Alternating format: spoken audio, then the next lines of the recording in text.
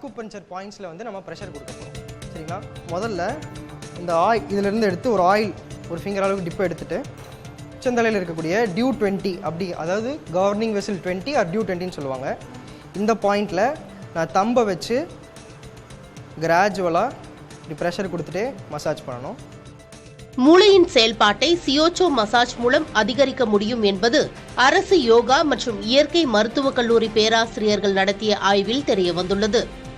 100 இளைஞர்களிடம் aroma oil மூலம் தலை, நெற்றி உள்ளிட்ட இடங்களில் அக்குபஞ்சர் முறையில் மசாஜ் செய்யும் போது அது மூளையை தூண்டி செயல்திறனை அதிகரிப்பது கண்டறியப்பட்டுள்ளது.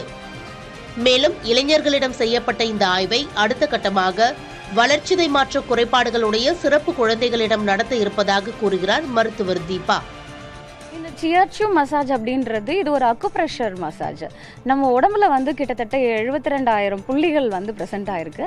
இதில் வந்து நம்ம அது குறிப்பிட்ட ஒரு ஏரியாவில் மட்டும் இதை நம்ம மசாஜ் கொடுக்கறது மூலயமா அவங்க புள்ளிகளை தூண்டு வைக்கப்படுது. அதுவும் அரோமா ஆயிலோடு சேர்க்கும் போது அவங்களுக்கு வந்து நம்மளுடைய நாசிகள் வழியாக அந்த அரோமா ஸ்மெல் போய் பிரெயினில் ஆக்டிவேட் ஆகி அவங்களுடைய பிரெயினோடைய ஆக்டிவிட்டியை இம்ப்ரூவ் பண்ணுது. ஜஸ்ட் ஒரு 10 மினிட்ஸ் தான் இதோடைய இந்த மசாஜோடைய டியூரேஷனு.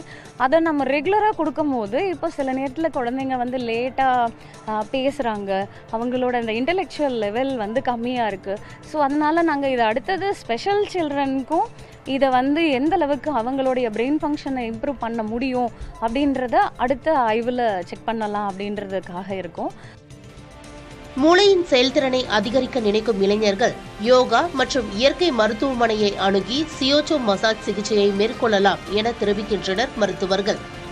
புதிய தலைமுறைக்காக ஒளிப்பதிவாளர் நரேஷுடன் செய்தியாளர் வீரகுமார்.